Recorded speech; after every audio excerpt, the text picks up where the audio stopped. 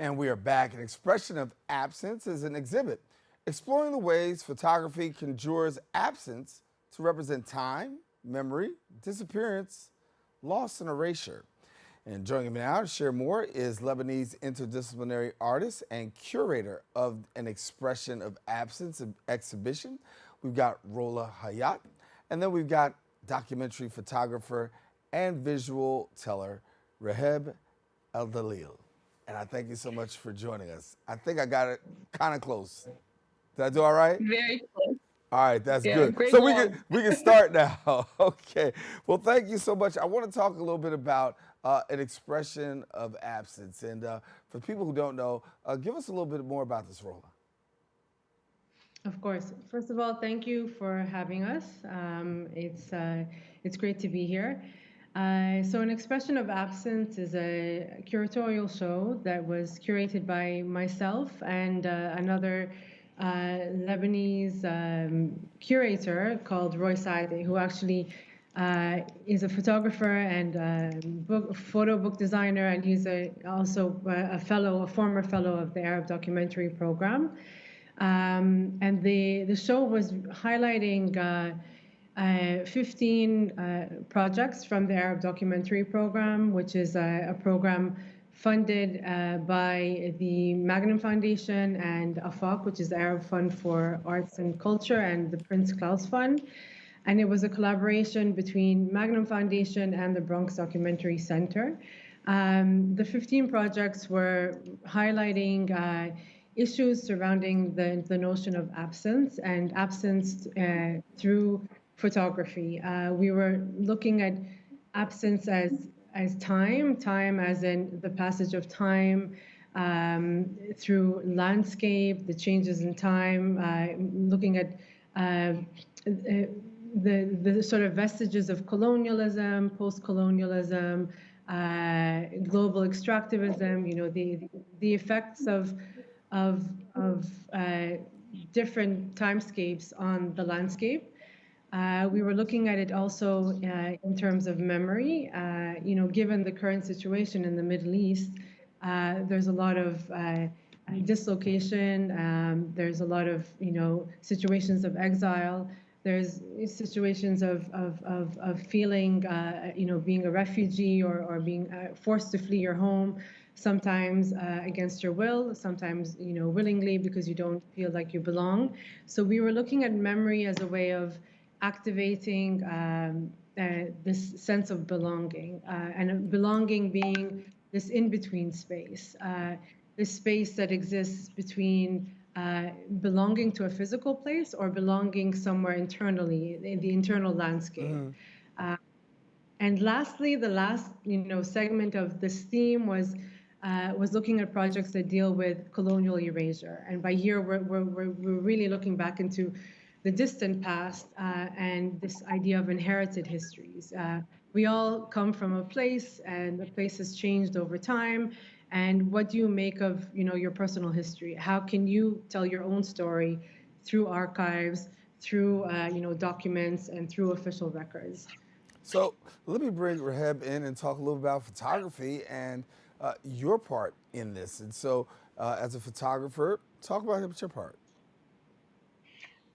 Well, I participated in the ADPP program to work on a very personal project about my Bedouin heritage, which sort of elevated when I started to discuss the topic with the Bedouin community in south of Sinai in Egypt about what it means to belong. And the project sort of developed to be something more about, you know, seeking belonging and the whole questioning of what it means to belong and our connection to the land. And for those of us who either by choice or by force has to be distant from their land, what does that mean and how does that define our identity? So it was a process to develop my project, and it was great to participate in this exhibition because it really, you know, works with the same theme of my project.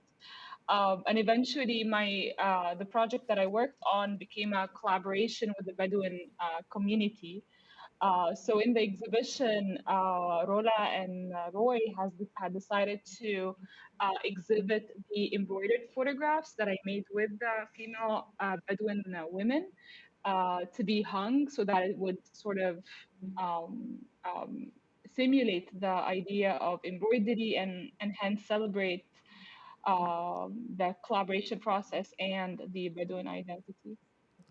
Pretty exciting. And so let's talk about this here from a perspective of seeing it and how people can see more information. I will see it and get an opportunity to visualize this. What do they do? About the experience of walking through the exhibition and how people responded to the works. Yes. Yeah. So, curating. I'm going to backtrack a bit. And curating the show was done virtually. Both Roy and I aren't based in the U.S. Roy is in Montreal, and I was in Qatar. So we really had to think of the space as an actual physical space, and we had to sort of make 3D renderings and just visualize the walkthrough virtually. And then when it came to the installation process, it was actually quite an experience for us to experience it in person. We made an effort not to. We didn't want the photographs to be framed. We didn't want any kind of hierarchy to exist in terms of how the works would be laid out in the space. We worked very collaboratively with the photographers. We introduced our vision and then had a give and take with them and asked for their sort of preference and how they wanted their works to be experienced. So each body of work was really laid out very differently. Some were blown up in scale, some were made very small and intimate. And it just gave off a very different experience to each particular, project. And walking through the space we were going through, in a way, we scattered the themes around. You know how we had divided them into 3 main points, but we went also by the color schemes of the works so that they could go from somehow from like darkness into light and vice versa. We also looked at if you had like a repetition of landscapes, we would add, one project in between that could disrupt this flow so that you can kind of wake up again and see a project in a new light. It was received really well. I think it raised a lot of curiosity. It gave enough sort of visual stimulation to invite people to want to research the topics, to ask questions, to really seek out what the issues that were being put forward were. Yeah. And Rehab, before we get a chance to get out of here, I want to give you an opportunity to talk a little bit about people having an opportunity to see your work and how that can take place. What do you mean in the exhibition itself or in general? Both. Okay. Well, it's for me it was great to have the work exhibited in USA within this exhibition because the whole target is to try to create a dialogue about the indigenous experience and about how people in the West see indigenous communities, especially the Bedouin community in North Africa and the Middle East. So that was amazing. And hopefully I'll be able to exhibit the work more within the same context and hopefully create this dialogue between, the Western audience and the Bedouin community to discuss more about the indigenous experience at large. I think it's a great conversation that needs to be had, and certainly your work can definitely speak to that. So thank you both for being with us. Congratulations, and we'll hopefully get a chance to see you soon. Thank you, Darren. Thank you. Thank you. All righty. Well, listen, I want to let you know if you want more information, what you can do is visit the website at bronxdoc.org, and there you can find all the information that you need to know.